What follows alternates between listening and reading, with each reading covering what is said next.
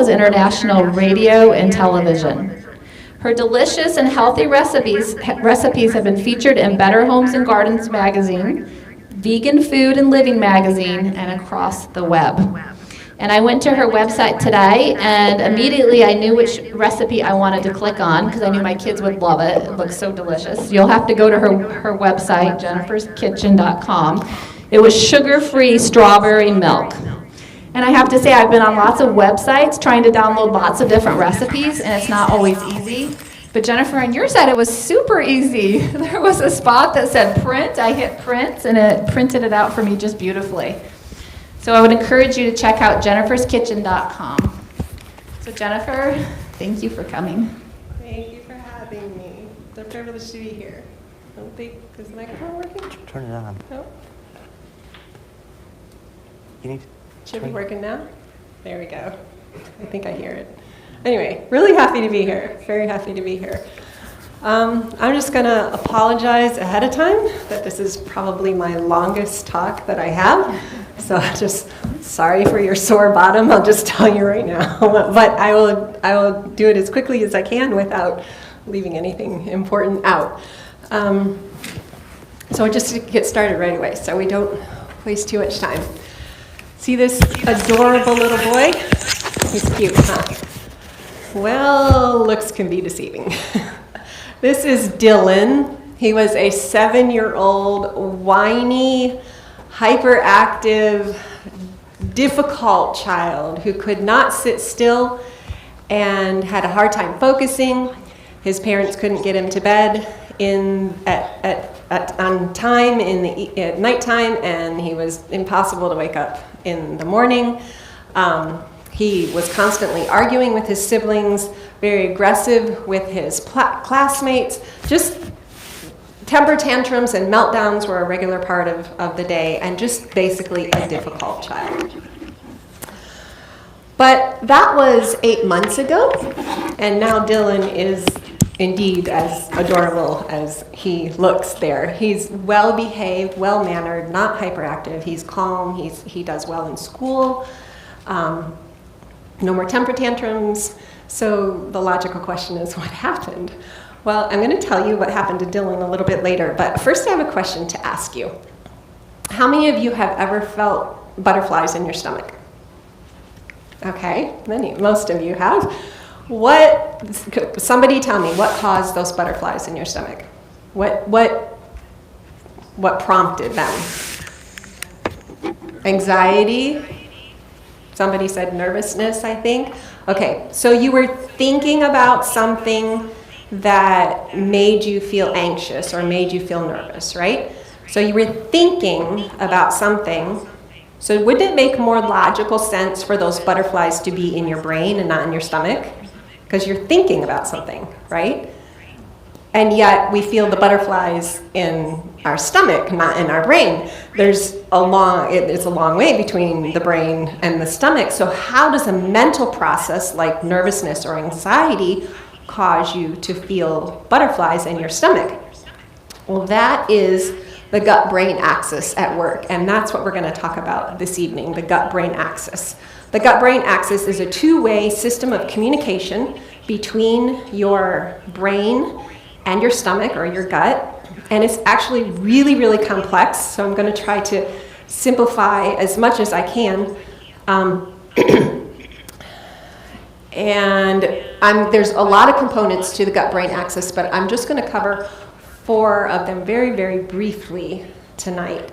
The first is the enteric nervous system. So you've heard of the central nervous system, right? What's the central nervous system? Your brain is spinal cord. Right, your brain and your... So just like your brain has its nervous system, your gut also has its own nervous system, and that's called the enteric nervous system. And it's made up of hundreds of millions of nerve cells, and it has its own reflexes, it has its own senses. It's very complex, very extensive, and it's so extensive that it can actually operate independently of your brain. It doesn't need your brain to function. It's very extensive is probably the best word. It's so incredibly advanced that it actually rivals the functioning of the brain in your head. And scientists have given it a nickname called the second brain. And this brain that you have here actually has direct communication with the brain that is up here, constant communication with your brain in your head. And one ways that the enteric nervous system communicates with the brain in your head is via the vagus nerve. The vagus nerve is a bundle of neurons that connects your enteric nervous system with your brain, and there's, again, constant communication there.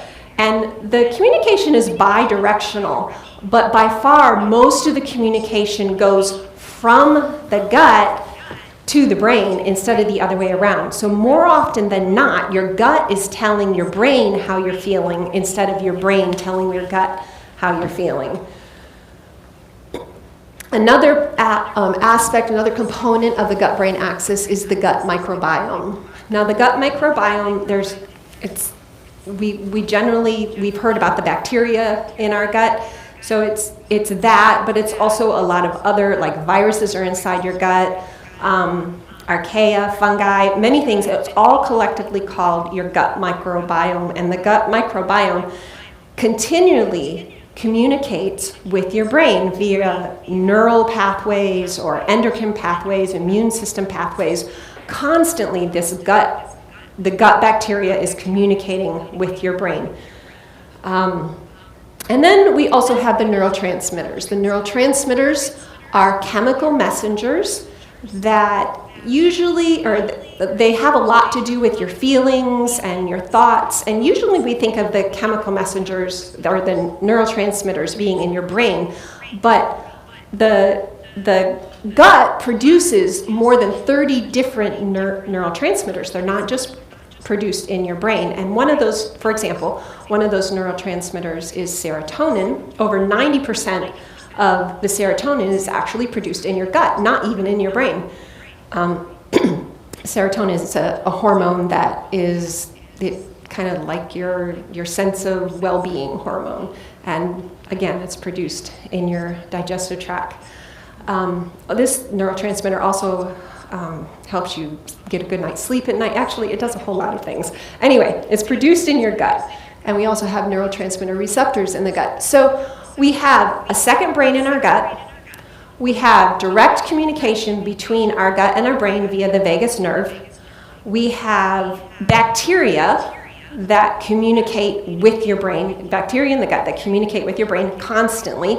And then we have a host of chemical messengers that are affecting our thinking and our mood and everything that are being produced in our gut. There is a lot of communication going on between the gut and the brain. And one of the areas of the brain that the gut is the gut-brain axis is communicating with is the anterior cingulate cortex, which you can see on the screen there in blue. And the anterior cingulate cortex is involved with a lot of things like impulse control, emotional regulation, decision-making, and error detection. And another area of the brain that this gut-brain axis communicates with is your frontal lobe, which has to do with a lot of things like attention and concentration and reasoning and judgment and impulse control. So you can see how the gut-brain axis really influences our behavior. You can think about Dylan, who really had a hard time with impulse control. He would just, like, if he would get upset with his siblings, he'd just punch them instead of thinking it through. That's the gut-brain axis at work, and something wasn't working correctly there.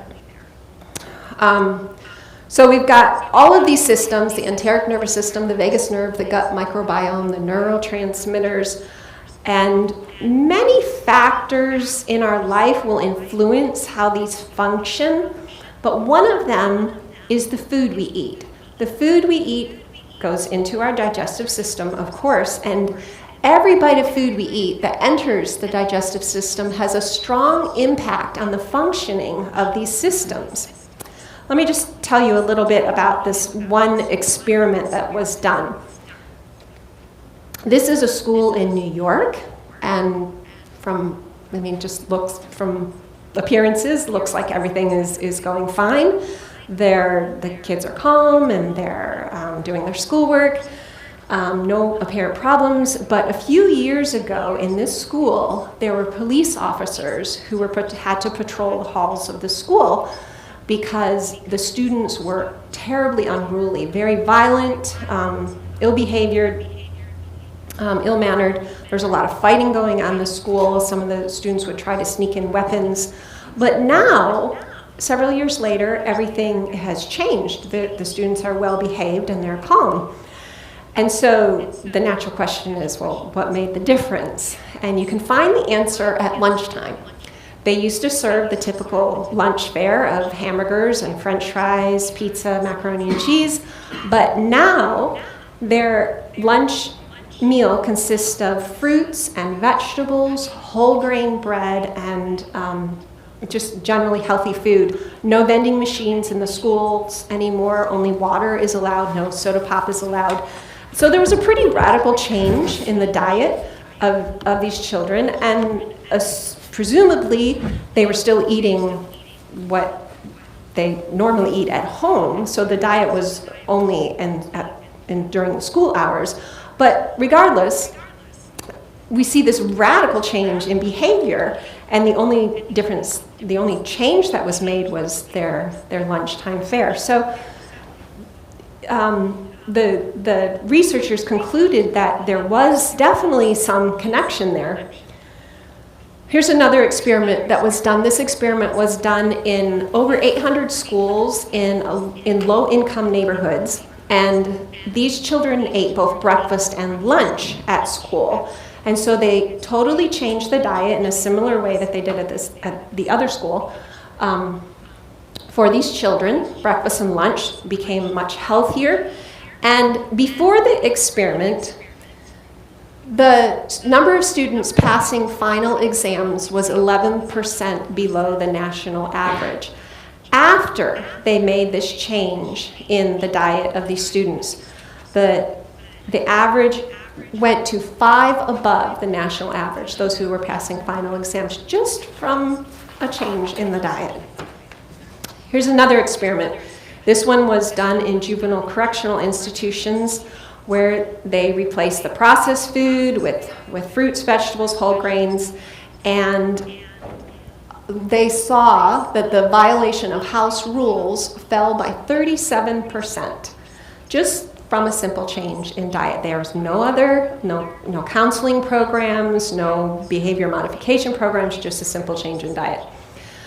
So the research is pretty solid. I just gave you a handful of the experiments that were done. There are many, many experiments that have a lot of research, a lot of studies that have been done on the connection between what we eat and our behavior. It's pretty solid.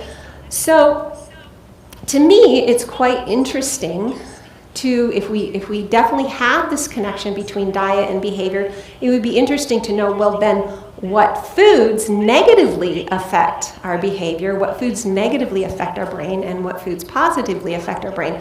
So we're going to look at those tonight. We're going to look at the 6 foods that seem to affect our brain negatively the most, and then we're going to look at what kind of diet we can have so that we can have the best thinking abilities, the best behavior, and so forth. So the first food that negatively affects the brain is caffeine. And caffeine has a lot of cousins. It's not just caffeine. There's also theobromine, phenylalanine, theophylline. All these cousins of caffeine definitely affect our brain in a negative way. These are found obviously in coffee, but also decaffeinated coffee has these cousins of caffeine, and chocolate. And I'm sure you've heard that, well, chocolate only has a little bit of caffeine. This is true. And decaffeinated coffee only has a little bit of caffeine.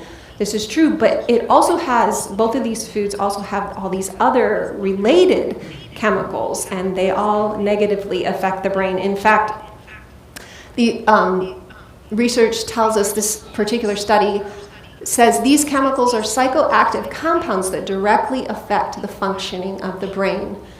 And one of the things that these one of the things that these chemicals do is they reduce the levels of serotonin, and they also reduce the levels of gamma-aminobutyric acid.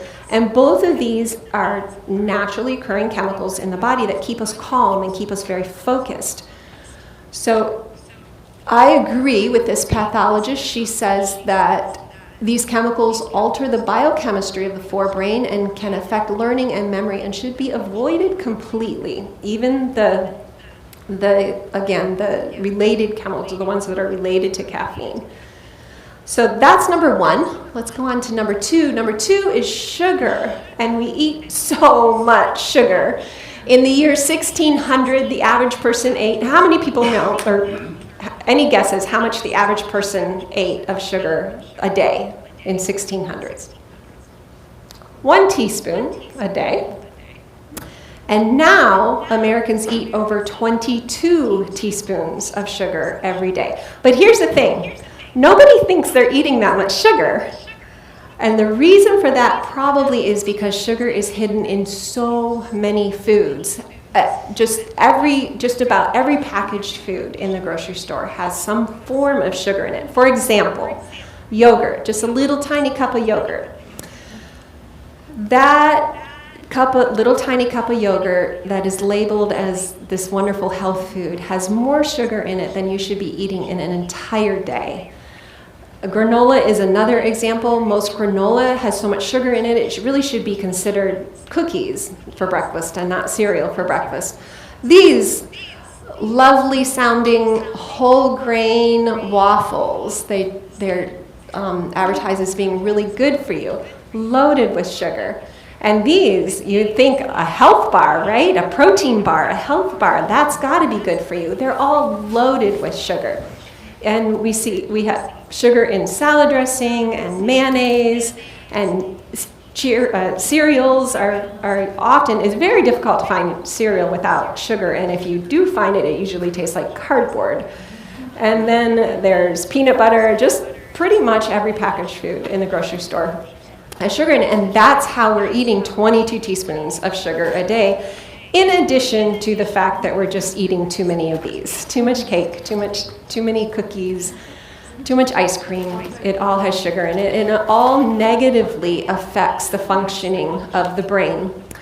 And just to be clear, sugar is sugar is sugar. You may have heard, well, the unrefined sugar, or the raw sugar, or the Rapadura or turbinado sugar or whatever. It's all sugar. The body recognizes it as sugar, and the unrefined sugar is really labeled wrong because unrefined sugar looks like a sugar cane or a sugar beet. It doesn't look like the granulated stuff. It is refined, and it negatively affects the brain. But also, to be clear, I'm not talking about the sugar that naturally occurs in food, like fruit. That sugar is, well, actually, all plant foods and even non-plant foods, all healthy foods, like fruits, of course, but also whole grains, vegetables, beans, nuts, seeds, they all have some sugar in them, naturally occurring sugar. But the difference between that sugar and the sugar you buy in a package is the sugar that's in these whole foods is naturally integrated, naturally packaged with the phytochemicals and the fiber and the minerals and all the other parts of that whole food. So when we eat that sugar that's naturally packaged in the whole food, the body knows exactly what to do with it, and it uses it for good health. In fact, our bodies need that naturally packaged sugar that we find in the fruits and the vegetables and so forth. It needs it for good health. It's absolutely essential for the body, so we need that kind of sugar, and that's not the kind of sugar I'm talking about. I'm talking about the sugar, in fact, I'm talking about the sugar that's extracted from a whole food, like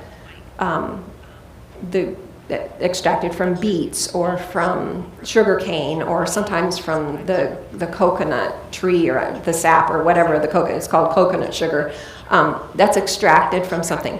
I'm not talking about the whole food. In fact, one study or several studies have shown that the more fruit that people eat, the higher their mental functioning is. But they're eating, some people argue, but there's a lot of sugar in the fruit, but the thing is that they're eating that sugar in its natural form. It's not the added sugar. So I'm not talking about the sugar that's in the whole food. I'm talking about the added sugar. Sugar causes a lot of health problems, but as far as the functioning of the brain, these are some of the problems with sugar. Sugar makes the blood heavier and thicker. In fact, all sweeteners will do this. So this would include honey, maple syrup, agave, nectar, stevia, and all these. All sweeteners will make the blood thicker. And the problem with that is then as it tries to get into the capillaries of the brain, it can't because it's too thick. And so that inhibits the good functioning of the brain. It also inhibits the functioning of the hippocampus, and the hippocampus is the part of the brain that's involved with processing new information and with memory consolidation. All sweeteners inhibit the functioning of the hippocampus and also reduce the rate of neurogenesis in the hippocampus, so the production of, or the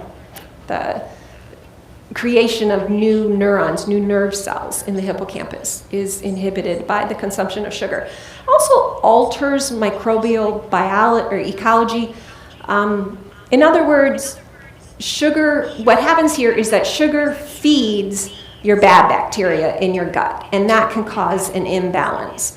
Even like I said, the so-called healthier sugars like raw sugar and even honey. Honey is definitely a better alternative than the granulated sugars, but it still can contribute to the imbalance of the gut bacteria, and gut bacteria has such a strong influence on our thinking that we really don't want an imbalance there. Sugar also alters the inhibitory neurons. Now, an inhibitory neuron are in the brain, so to control our own behavior, the brain uses a network of inhibitory neurons, and as you can see from the slide, they're located, these inhibitory neurons are primarily located in the prefrontal cortex of the brain. And these inhibitory neurons are involved with impulse control, self-regulation, the ability to focus, cause to affect reasoning, and patience. So these inhibitory neurons are kind of like the muscles of the brain that hold the door closed to temptation. They're like your self-control neurons. And when we consume a lot of sweeteners, these neurons, it's like the muscles kind of get weak. They can't really do their job to hold the door closed to temptation. So it'd be better to remove the sugar from our diet so that we can stay strong against temptation. So that is one of the some of the reasons why sugar negatively affects the brain. Other refined foods, so sugar is a refined food. You know, we've taken the sugar cane or the sugar beet and we've removed the nutrients and the fiber from it, and now we've got a refined food. Other refined foods also negatively affect the brain for the same reasons that sugar does. All the things that I talked about, and just also they also feed the bad gut bacteria. And again, the gut bacteria really influences how your brain works. In fact, one study, they said this, these bacteria are in effect mind-altering microorganisms. So we really should be careful what we are putting in our body that is affecting our gut bacteria, because it directly affects our minds.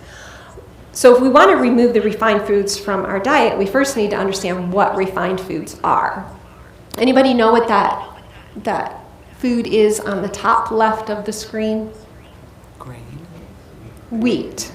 Okay, so what happens when we remove the fiber and the nutrients from wheat? What do we get? Flour. What do we get? Whole wheat flour. Is that so in order to have a refined food, we remove nutrients from it. If we're grinding up wheat and we get wheat flour, is that a refined food or not?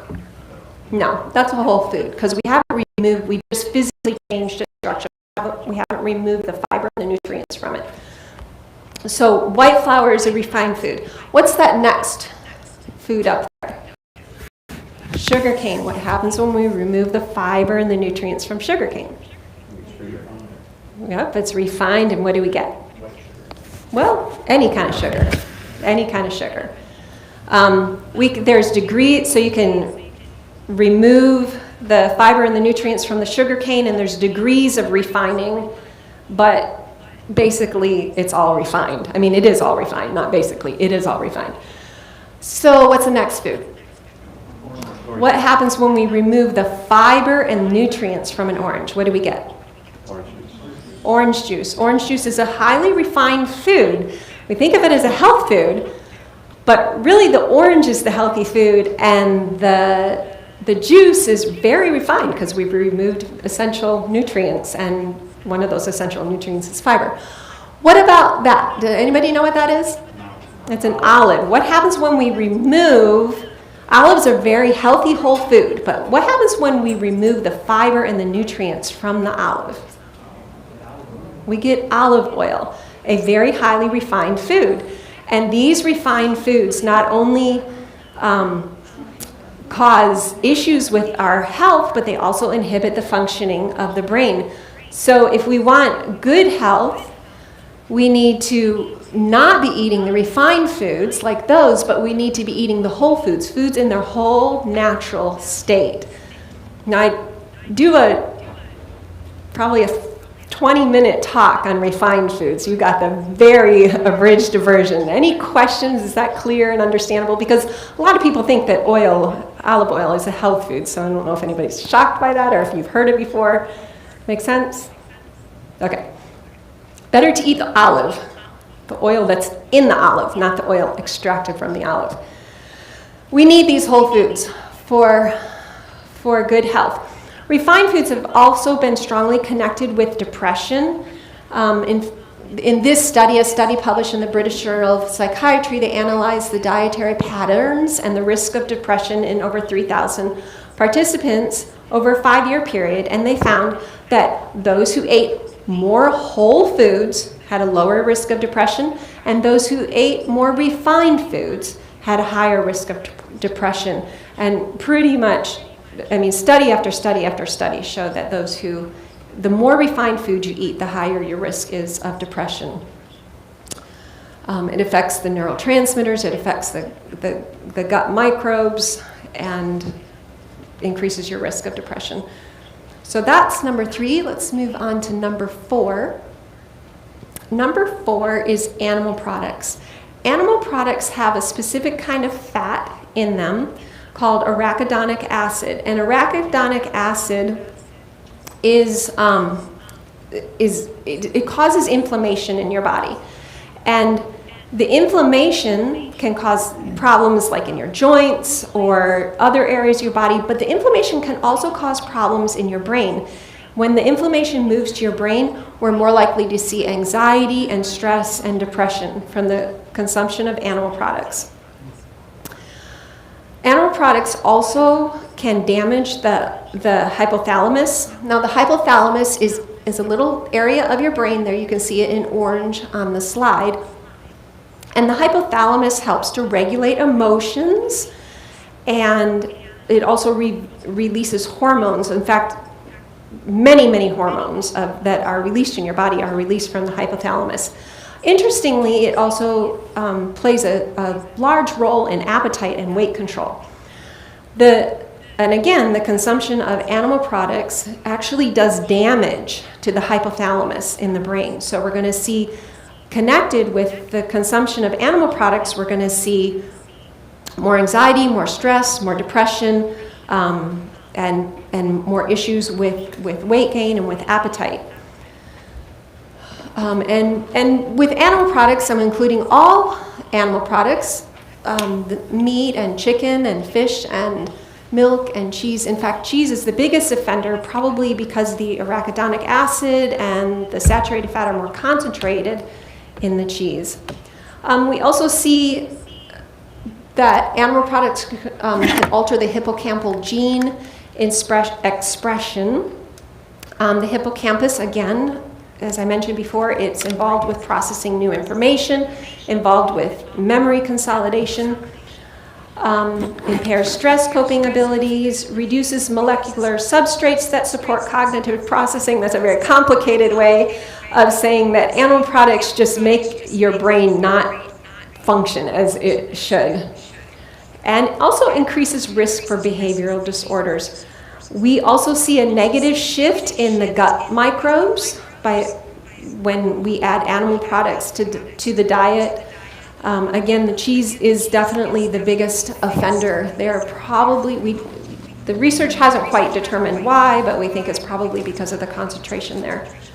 So here's an interesting study that was done. It was done over the course of 22 weeks. The participants were divided into two groups. One group was placed on a plant-based diet, and the other group was on the diet that still included animal products. And after 22 weeks, those who were on the plant-based diet said that they reported having better emotional health. They tested them using the certain standard testing methods. They reported better emotional health, improved digestion, better sleep, increased energy, better work productivity, and get this, even though they took away these poor people's meat and eggs and cheese and all the things that they probably love to eat, even though they took away all those, they also reported greater meal satisfaction. It was speculated that it had a lot to do with the fact that their neurotransmitter production was higher, so that they were just in a better mood, and their gut microbes were more in balance the way they should be, so they just felt happier in general. Anyway, regardless, they reported greater meal satisfaction. Here's another experiment that was done in juvenile correctional institutions. They eliminated from the diet caffeine, sugar, refined foods, most meat, and all milk. And they replaced it with fruits, vegetables, whole grains, legumes like beans and peas, and water. Now, before they did the experiment, the success rate, and by success rate, I mean, so one of these young people comes into the institution, they spend their time there, and then they're released. And if they don't get into trouble again, that's success. If they do get into trouble again, it's not, if they end up coming back or get into some kind of trouble with the law. So before they did the experiment, the success rate was only 2%, not very high. After they changed the diet of these young people, that's all they did. They didn't do anything else besides changing their diet. The success rate went to 87%, just a change in diet. This was a prison experiment where dietary modifications included eliminating caffeine, sugar, refined foods, and all animal products. So in the other experiment, it was lower amount of animal products. This one was all animal products, replaced with fruits, vegetables, whole grains, legumes, and just water as a beverage. And the violent behavior dropped 80% with just a change in diet. This is a true story. A young man named Carl, in 2011, he struggled with depression really badly. And in 2011, he was officially diagnosed with clinical depression. This is in his words: there were short periods when I would begin to function normally and look okay on the outside, but still be hurting on the inside. Then months would go by when I couldn't get myself out of bed. So sad. He tried many different approaches. He tried therapy and different prescription medications, and some would help a little bit, but he still struggled a lot. And then after 4 years of battling with this depression, he pretty much just resigned himself to it. He just said, I'm just going to exist. And then somebody convinced him to try a plant-based diet with just a little bit of outdoor exercise. And in 4 days, just 4 days, he totally felt better. And he was like, my depression is gone. It's just gone, just like that. After years of struggling with depression. He says, the amount of progress I made in this is a year later, the amount of progress I made in less than a year has completely blown my mind. This has literally saved my life. And this is pretty consistent with the research. The research shows that the average is about 4 days, or after about 4 days, most people see a difference between, these are the people who are struggling with depression, an average of 92% improvement. People who could hardly get out of bed are now getting jobs and exercising and being productive in life with just a simple change in diet. Okay, so a lot of times there is a specific nutrient that's often recommended for depression, and it's recommended for good brain health. Anybody know what that is? It's very commonly recommended. A nutrient. It's often recommended for brain health, and if you're struggling with depression, they'll recommend you get more of this. What's that? Potassium? Potassium? No.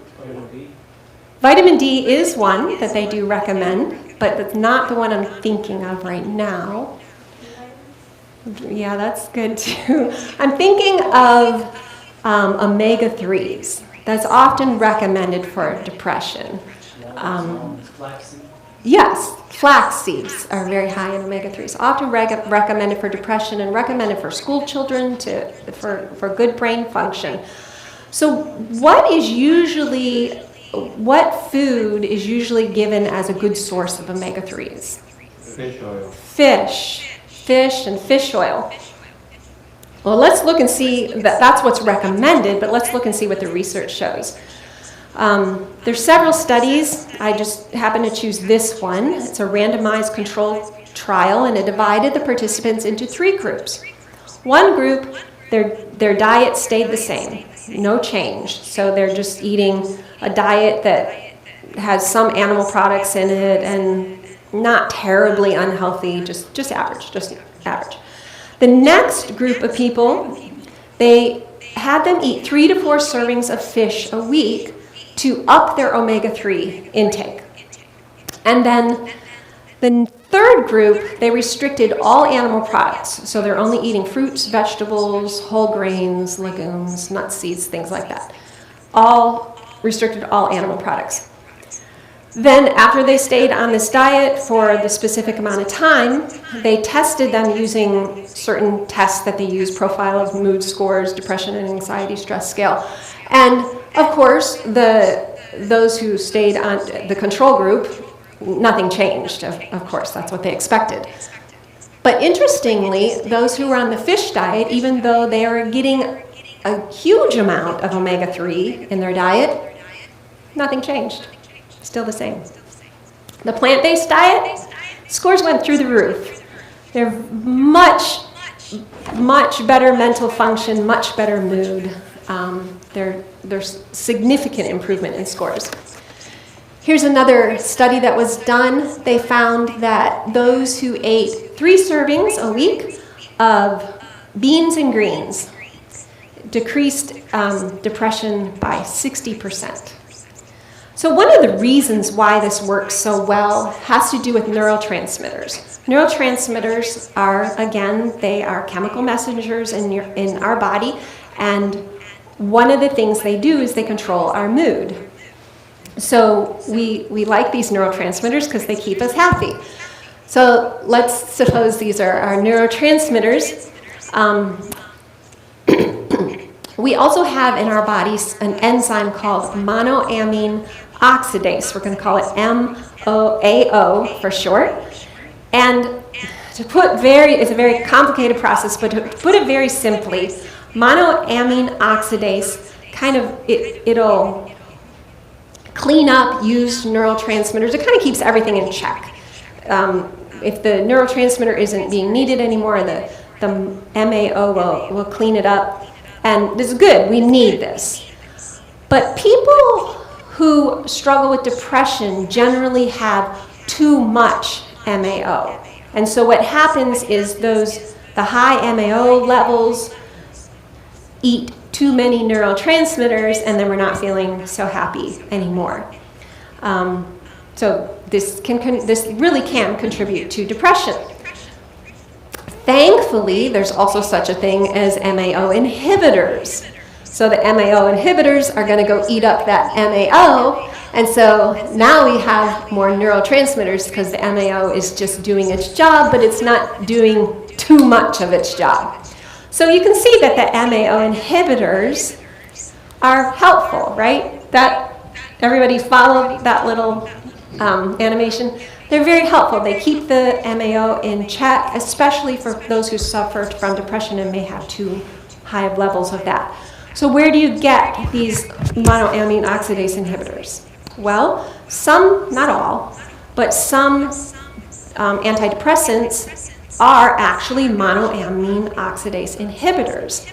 But thankfully, that's not the only place we can get those. In fact, research has found that certain phytochemicals in plant foods, and only in plant foods, also act as monoamine oxidase inhibitors.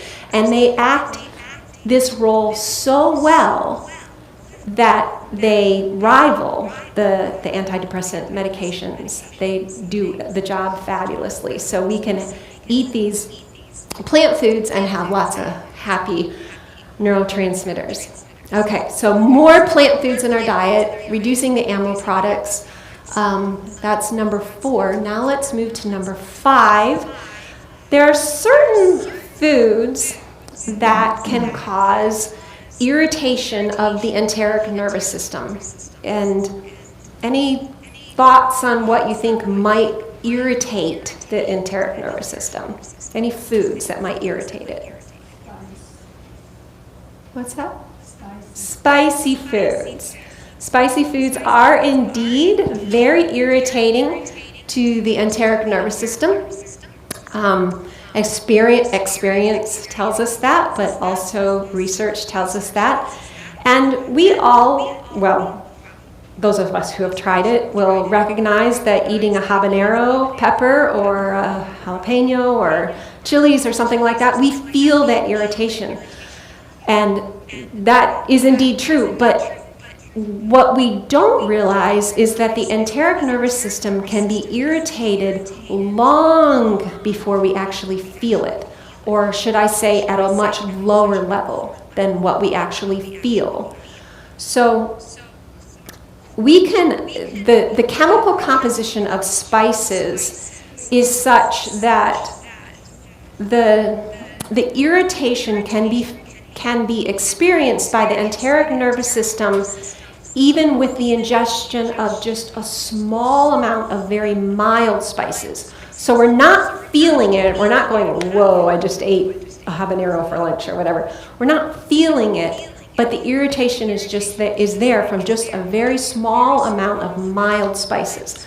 Now before I continue, the first thing I need to do is differentiate between spices and herbs, because a lot of people get them confused. They're very different. In fact, sometimes I'll be looking at a recipe in a cookbook or online or something, and step number 6, stir in the spices. So I look up at the ingredients and I'm like, there aren't even any spices in this recipe. They're all herbs. There's a few herbs, but there's no spices in this recipe.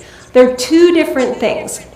So spices generally come from the seeds or the bark or the buds or the root of tropical plants, generally tropical plants.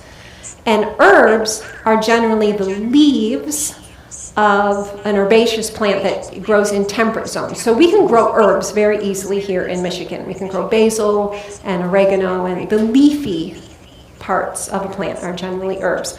Spices, they're very different. So let's just look at a few spices here, and that will maybe help a little bit.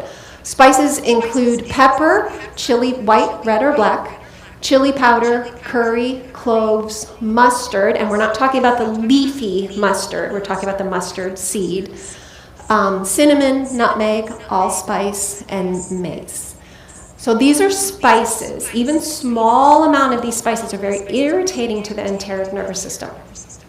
Herbs, on the other hand, don't irritate the enteric nervous system at all, but they actually are very healing, very, very healing, very good for us. And these include basil, bay leaf, chives, cilantro, dill, fennel, marjoram, mint, oregano, paprika, because and I'll explain that in a minute, parsley, rosemary, sage, savory, tarragon, and thyme. Okay, I'll explain paprika and pepper, because they're both, well, white. So chili powder contains the pepper. The black pepper is a totally different class than the habanero peppers or the. Okay, let me back up. I'm going to make this more confusing. So there's a chemical. It's actually an alkaloid in peppers, in some peppers, but not all peppers, called capsaicin. That is the irritating alkaloid that irritates the enteric nervous system. But not all peppers have that. Some peppers, and I'm going to ask you to tell me which one, don't have the capsaicin in it. And so there's nothing to irritate the enteric nervous system. Anybody know which peppers don't have the capsaicin? Because it's the capsaicin that irritates, not the pepper. Bell peppers, right. Pretty much from what I've seen, all the rest of them have it, but I haven't researched it extensively. And that's why the sweet paprika comes from the sweeter peppers, I think, as far as I can tell. Anyway, so there's a definite difference between spices and herbs. Point being that the spices are very irritating to the enteric nervous system, even if we don't actually are not cognizant of that irritation. And here's how it works. This is what happens when you eat spices. First thing that happens is the enteric nervous system is irritated. Second thing that happens is the vagus nerve communicates that irritation to the brain. Third thing that happens is the irritation also affects the mucus secretion of the enteric nervous system, which dictates which microbes live in the gut, which totally can put your microbial balance out of balance, which can very directly affect your thinking and the functioning of your brain. The gut microbes also influence neurotransmitter production, which of course is going to influence your thinking and your mood. The gut microbes also use the vagus nerve signaling to communicate to the brain. That changes your thinking. And they can cause inflammation as well, which of course is going to bother your brain. So there's also several other complicated mechanisms, but it all points to one thing, and that is that spices irritate your enteric nervous system, which alters the functioning of your brain. Any questions on spices? Okay. This last one, we are at the last one.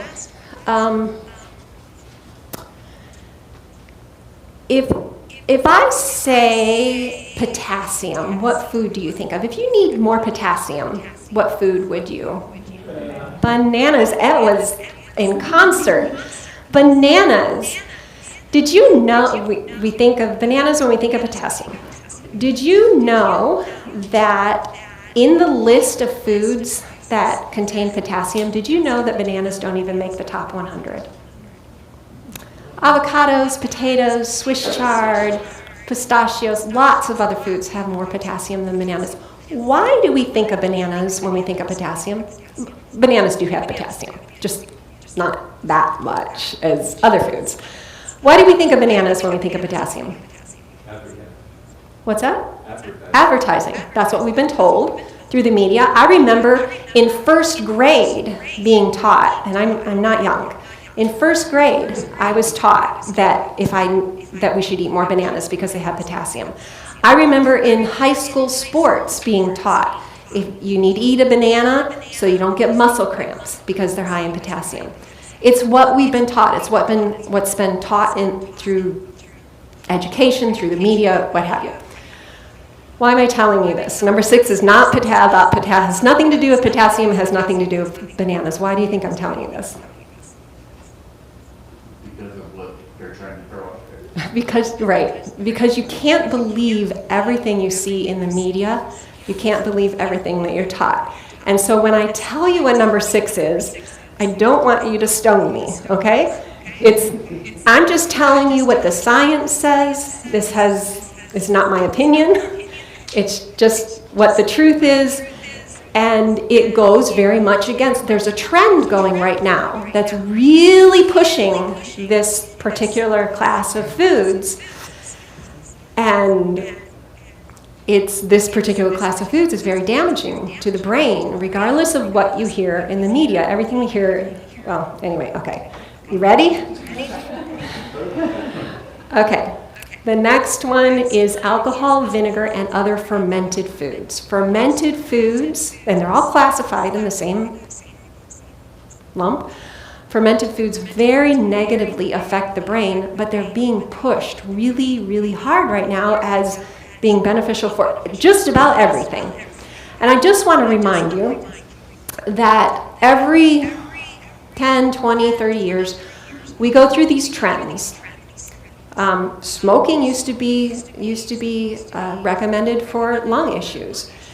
For a while there,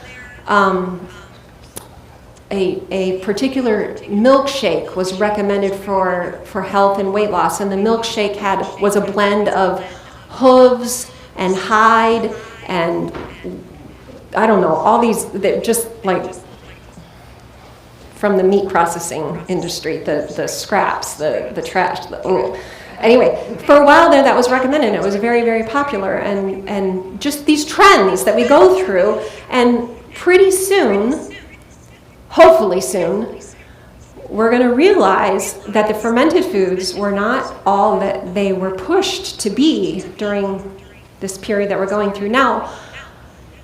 How much better to not latch on to these trends so that when we do see the mask taken off of these things that we haven't done the damage. Okay, so fermentation is a process by which microorganisms convert the carbohydrates of a food into alcohol or gases or acids or something, and we have a fermented food. So for example, grapes.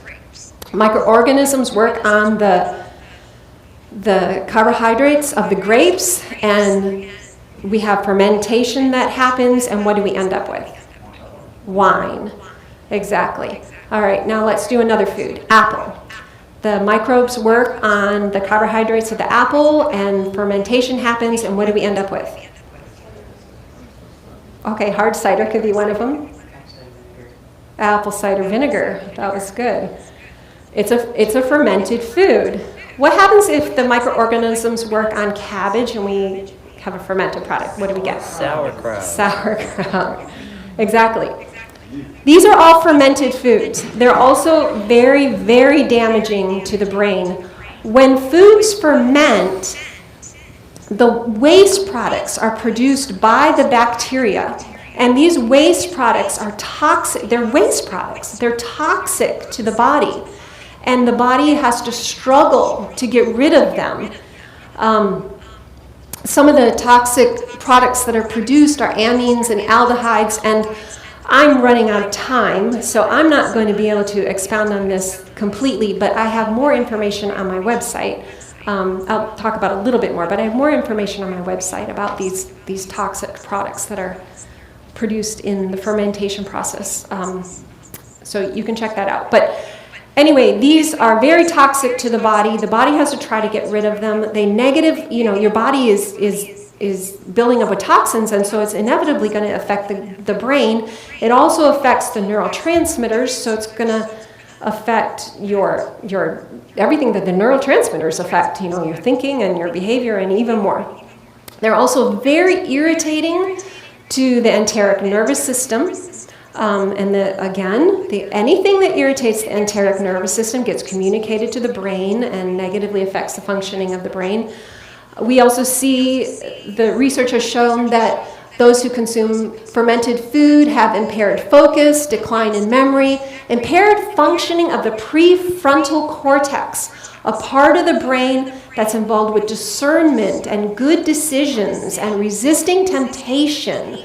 You wonder why maybe the fermented foods are being promoted now when they inhibit or they hinder our ability to resist temptation. So it affects the thinking, it affects the behavior, and on a side note, it also contributes to cravings. There's also some concern that the fermented foods can cause hippocampal atrophy. This is the hippocampus that is inside the brain, and this is not, we don't have enough studies on this to say this conclusively, but in Alzheimer's disease, the hippocampus is the first area of the brain to be affected, and there's definitely some concern that fermented foods can affect this. So vinegar is one very commonly consumed fermented food, and we see that it damages the gastric mucosal barrier, it damages blood capillaries, it increases capillary permeability, and it reduces the growth of gut bacteria. The very thing that it's being promoted for, it actually does the opposite. So how many of you have ever used vinegar for cleaning? Why do you use vinegar? What is vinegar doing that makes you want to use it for cleaning? What's it do? It cleans corrosion really well. Okay. Okay. Yeah. It also kills bacteria. And we're promoting it for good gut health. Anyway, vinegar is also toxic to the body. It makes the blood impure. It increases the risk of all kinds of cancers. And like I said, I'm not going to have time to go through this. Is study after study showing how it actually increases the risk of cancers. You can find the information on my website. And because it's toxic to the body is trying to get rid of it, and the body uses the liver and the kidneys to get rid of it. And so it's damaging to the liver and the kidneys. Again, you can find this information on my website. So alcohol, vinegar, and fermented foods are extremely damaging to the functioning of the brain, and we should really be more cautious in what we believe. So the problem is that I've heard so many people say that one week something's good for you and the next week it's not, and how in the world do you ever know what you should eat and what you should? And sometimes people say, just forget it. I'm just going to eat what I feel like eating, and pretty soon they'll find out that it's good for you, right? So how do you know what you should eat and what you shouldn't eat? Well, I'm going to give you my thoughts on this. So I drive a little Jetta, and it runs on diesel. It doesn't run on gas. So if you were to ask to borrow my car, I would tell you, don't put gas in it. It runs on diesel. In fact, somebody actually asked to borrow my car a little while back, and I said, don't put fuel in it. Just don't. Because I'm afraid you're going to forget and you're going to put gas in it. Just don't. But if you were to borrow my car and you really had to put gas in it, I would just really make sure you knew it runs, or you wanted to put fuel in it. It runs on diesel, not gas. What would happen, any auto mechanics here, or anybody who knows a little bit about auto mechanics, what would happen if I put gas in my diesel car? Not good things. So, in town, I know which fuel stations serve diesel and which don't, so I go to the ones that have diesel. But sometimes when I'm traveling, the fuel stations the regular pumps don't have diesel. And so I have to go to the other side where the big trucks go. And so I drive my little Jetta like in between these huge trucks, and I feel so awkward, and it's so loud, and I don't want to be there. I feel awkward. I feel like they're going to run over me, and it's loud, and I don't like going there, but I have to because that's what my car needs. Suppose you're on a trip with me, And sometimes, okay, so sometimes this is really frustrating. Sometimes you go, like, being so intimidated by these big trucks, and I go to the pumps over on the diesel side, and they're all high flow, so it won't fit into my little diesel car. So I can't even get fuel there, and I have to go to another fuel station. So suppose you're traveling with me, and I say, look, this is too much trouble. This is way too much trouble. Let's just put gas in the car. I'm more comfortable over there where all the other little cars are. Anyway, let's just put gas in the car. What would you say to me to convince me that that was a bad idea? How could you prove to me that that was a bad idea? Read the manual. That's where, and it does indeed. I actually opened up the manual and it says, do not put gas in the car. This car runs on diesel. What's another way you could prove to me? So I'll give you this. My father used to be an auto mechanic, and my son works on vehicles quite a bit. So I have a little bit of knowledge. I listen and I pay attention and I watch. I have a little bit of knowledge. And I know that a diesel car doesn't have spark plugs.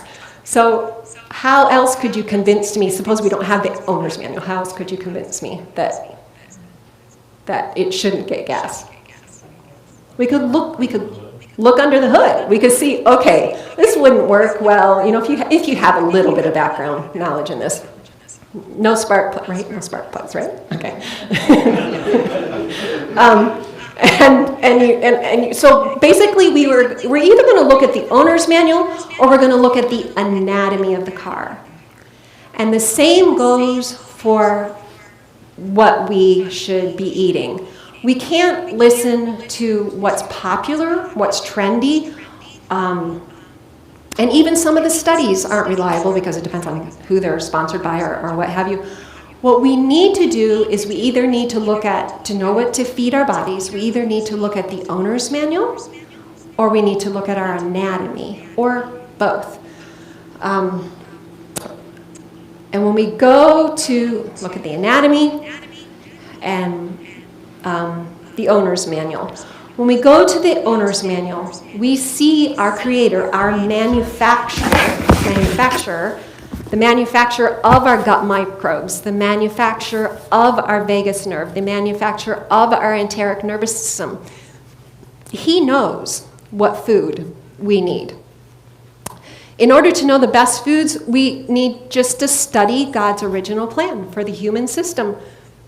He who created the human knows what the human needs. And so all we have to do is open up our Bibles, our owner's manual, look in Genesis 1:29, and it says, behold, I've given you every herb bearing seed, and every tree in which is the fruit of the tree yielding seed, to you it shall be for food. This is what God tells us that we should eat. Every herb bearing seed, if you look in the original Hebrew, this means a plant without a trunk, like a grass. Okay, so think a grass bearing seed. What is this? Grains, grass bearing seed. If you've seen oats or wheat grow, that's what it looks like, grass bearing seed. What about, so we've got grains. What about fruit of a tree yielding seed? Give me an example of a fruit of a tree yielding seed. Apples, fruit of tree, avocado. Fruit bearing seed. And then later on, after man sinned, he added the plants of the field. So, behold, I've given you every herb or plant like grass bearing seed. So we've got grains like buckwheat, rice, millet, oats, wheat, barley, grains. And every tree in which is the fruit of the tree yielding seed. There's one other type of food that we didn't get in there. Anybody know what that is? Nuts, exactly. So we've got things like oranges or nuts or avocados, fruit of tree yielding seed. This is what God tells us that our bodies were created to function on. And so we've got 3 food groups so far: fruits, nuts, and seeds. And I put avocados in the nuts and seeds category because avocados digest more similarly to nuts than they do to fruit. But if you want to put it in the fruit category, I'm not going to argue with you. I'm just explaining my classification there. And then grains. We've got 3 food groups. And then after man sinned, he added the plants of the field. So foods like squash and and potatoes and broccoli and kale and sweet potatoes and peppers and so forth. These are the plants of the field that he added after sin, because there's many reasons why people have come up with many different reasons why he did this. General agreement is that vegetables have healing properties to them, and after sin we needed that healing. Well, for whatever reason, that's what God added. So now we've got 4 food groups: fruits, nuts and seeds, vegetables, and grain. So this is what the Bible says.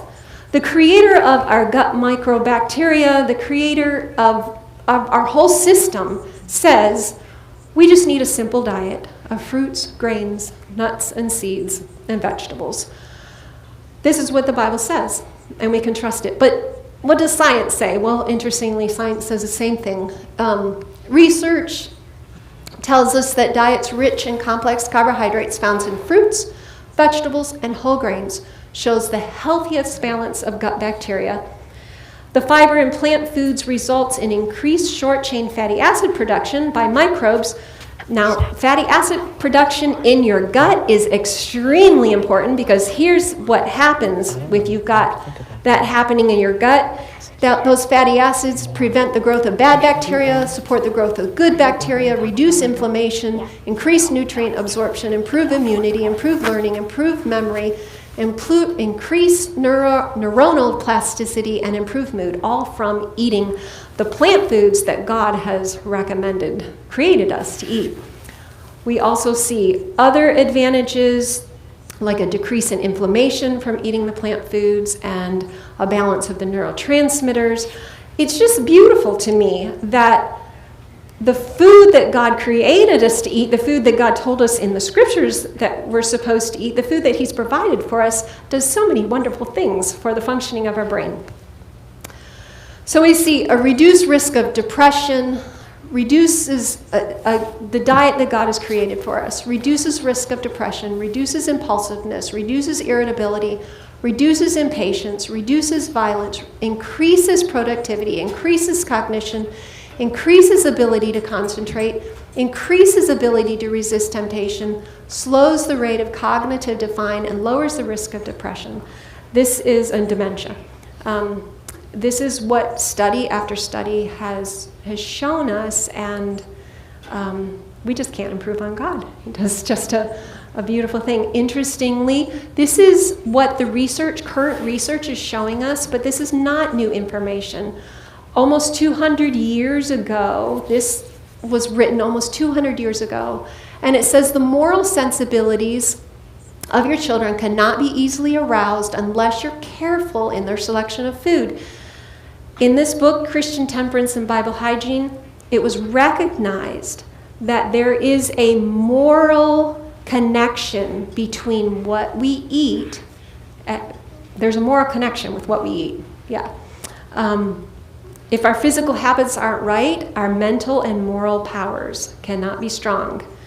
Even Peter recognized this. He said, beloved, in the Bible, in 1 Peter 2:11, he says, beloved, I exhort you as strangers and sojourners, he knew that we were strangers here on this earth, to abstain from fleshly desires. So that ice cream that I'd really like to eat for breakfast instead of my apple and oatmeal, is that an intellectual decision, a good intellectual decision, or is that a fleshly desire? That's a fleshly desire. It's not intelligent for me to eat oatmeal, ice cream for breakfast. That's a fleshly desire. Peter knew that those fleshly desires, the desires that weren't based on good decisions, but they were just fleshly desires, actually war against our soul, because they make it more difficult. If I were to eat that ice cream for breakfast, it would make it more difficult to resist temptation. That's warring against, I'm just hurting myself. I'm just warring against my own soul. I'm decreasing the strength of those inhibitory neurons, warring against our soul. If Christians would bring, again, almost 200 years ago, if Christians would bring all their appetites and passions under control of enlightened conscience, feeling it a duty they owe to God and to their neighbor to obey the laws which govern life and health, they would have, we already know, physical vigor, but also mental and moral power to engage in the warfare against Satan. So, definite connection between what we eat and the way our brain works. And we can give ourselves the advantage by eating a healthy diet. Are there any questions?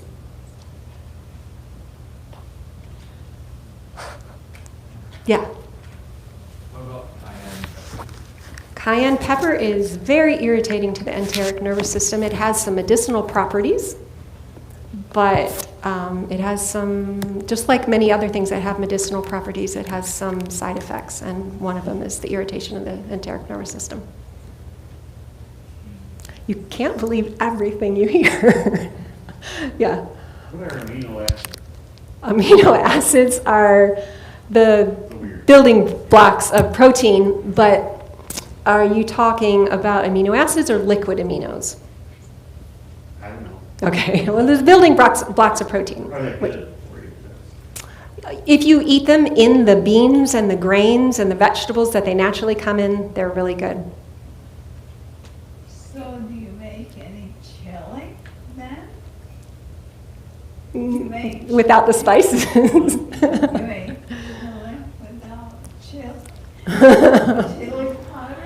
You know, the Lord is trying to call his people back to a simple diet and simple tastes. And thankfully, the taste can be cultivated. When we're born, we didn't love chili. That taste grew through the years.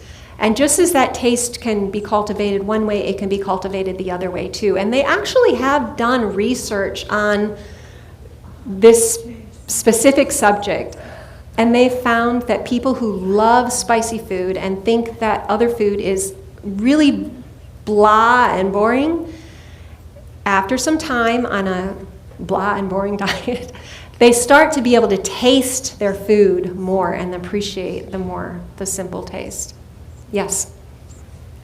I remember people being concerned about being able to receive sufficient B12 on a completely plant-based diet.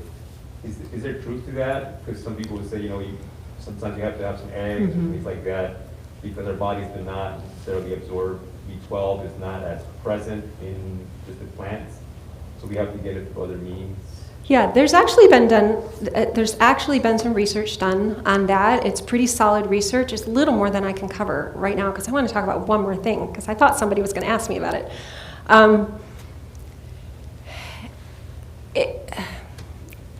So I don't feel like I want to answer that right now because it's too broad and I feel like I will miss something. But let me just say one thing. If we really are concerned about B12, then we really should not be eating sweeteners because sweeteners destroy the B12 in the body. So I'll leave it with that. You can go to my website to get more information on B12 because a little more than what I could cover. But it's an excellent question. It's something that we should be thinking about because it has effects. Nobody's going to ask me about, we talked a lot about gut microbes, gut microbiota. Nobody's going to ask me about probiotics. Well, I'm just going to tell you about probiotics. And I'm going to be really quick. I know I've kept you for a long time. I think I'll just try to kind of fly through this, and if you need more information, go to my website. So there's 14 problems with probiotics. One is that microbiomes are as individual as fingerprints. Everybody has a unique combination of microbes in your gut, and when you take a probiotic supplement and you try to help yourself with that supplement, it's impossible to duplicate that individual balance in your gut, and the probiotic just can really mess things up, upset things. Our gut contains approximately 500 bacterial species, and even on the probiotic thing, if it gives you a really long, on the bottle gives you a really long list of what's available in that, what is present in that probiotic, they're generally only from 2 at the most 5 strains. And so the gut is trying to keep this nice balance there, which really works very hard at doing, and then you throw in these 5 strains and it just upsets the whole balance. The gut microbiome is constantly changing. It changes hour to hour, day to day, week by week, and a pill can't keep track of that, can't duplicate that. Certain foods need certain bacteria for digestion. So let's say that, Charlene, you love arugula, and so you eat arugula several times a week. Well, I'll just tell you right now, I hate arugula. It's nasty and bitter and just, I don't like it. Well, your gut is set to handle the arugula, to utilize it, to digest it well, to utilize it, because that's what you eat all the time. Mine is not, so it's going to be a shocker to my system if and a gut probiotic can't duplicate that. It doesn't. Our bodies know how to adapt to what we eat. A pill cannot do that. Scientists don't even know what strains of bacteria are needed for each individual, and so something that might help somebody will actually potentially harm somebody else. Probiotic supplements also have been shown to delay the rebalancing of gut bacteria. Our body works really, really hard at keeping a balance, of the proper balance that we individually need based on what food we eat, our experiences in life, our history and everything. Our gut tries to keep that balance, and it does an amazing job at it. An amazing job. If you give your body what it needs, a healthy diet, some time outside, and a few other things that your body needs to have a good gut bacteria balance, it does an amazing job. You throw a probiotic at it, and research shows that it actually delays your body's ability hinders your body's ability to get that balance back. Yes? So in the event you take an antibiotic for an infection, typically, you're told, I told people, get a yogurt or something like that. Right. And it will help your body so that you don't get, diarrhea or whatever.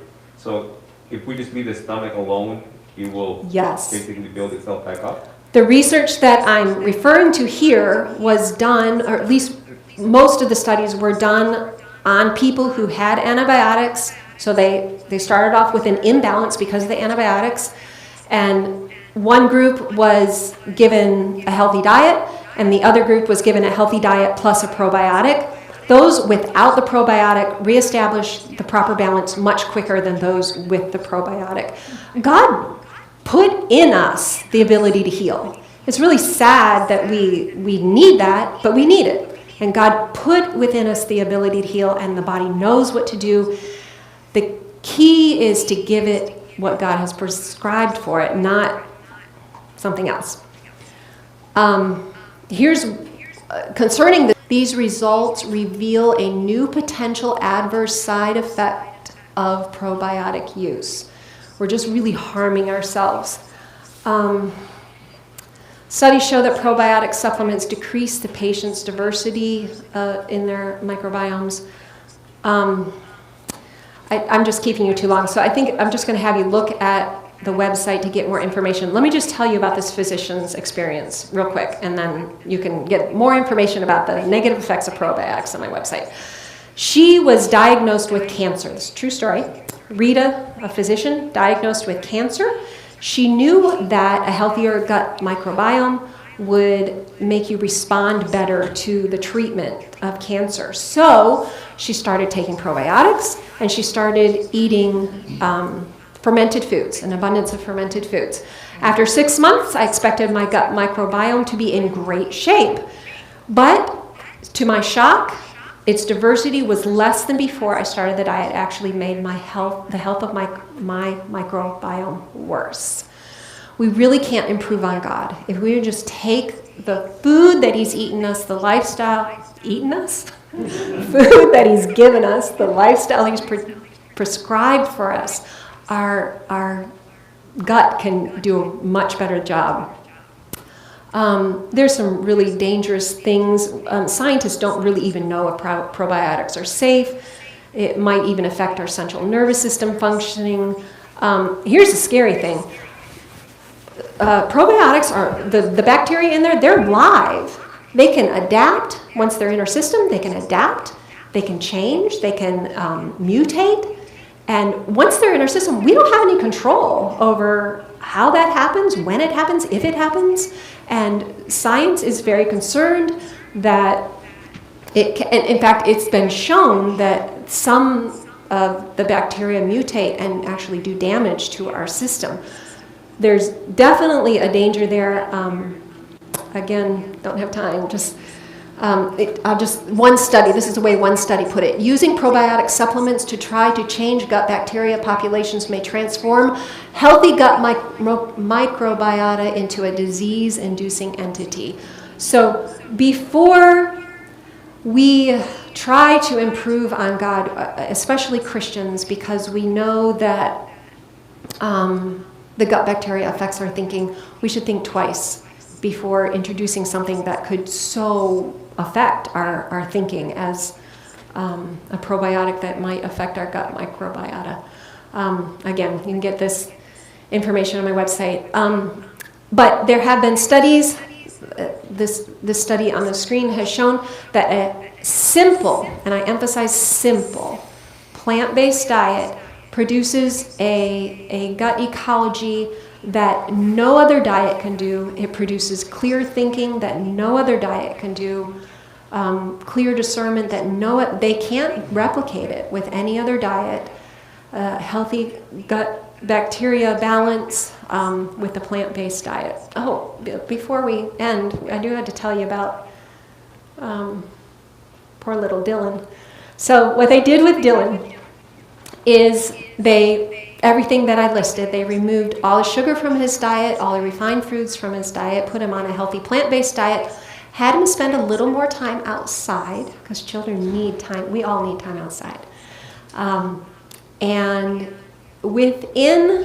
so it took a few days, because the first few days Dylan was like not interested in eating the food, but the parents removed all the junk food from the house, and the only food that was there was a healthy food. So Dylan didn't really have any choice, and they didn't try to pressure him to eat or anything like that. And eventually Dylan got kind of hungry and decided apples actually taste good. Apples taste good when you're hungry. They let him eat plenty of fruit, because children enjoy fruit because it's sweeter. And I think it was 6 days. At the 6-day mark, I think it took about 2 days for his appetite to kick in, and then at the 6-day mark, he was like a different child. Again, he was calm and well-behaved and just a beautiful child, just with a change in diet. No parenting tactics changed or anything like that. So it can be an amazing resource. But putting it into practical terms, it's one thing to have it here, but putting it into practice can be a little difficult. I do have some help. If you're interested, if you feel like you need some help, like, okay, I need to put this into practice. I need to reset up my kitchen. I need to know how to cook like this. I need to know how to do this. I have some help on this DVD. And tonight, if you're interested, I'm doing it buy one, get one free. So they're normally $30. You can get an extra one to share with somebody if you want. There's free help on my website. And yeah, any questions? All right. Thank you. Yeah, thank you so much. I actually learned a lot. Did you guys learn a lot this evening? You have a very lovely way of presenting. Very simple and easy to understand. And I could really understand your analogy, because when we were in Romania, we put gasoline in a diesel car, so you'll have to ask about that sometime. So I'm encouraging you tonight to just pick maybe one or two things that you learned. I wrote down a few things, maybe one or two simple things that you could add into your diet, or maybe one or two simple things that you could remove. Because as we learned, the things that we do in our diet not only affect our gut, but it affects our brains. Not just our emotions, but our brains are how we connect to God. So it is just something that's important for all of us. So thank you so much. Let's just close with prayer.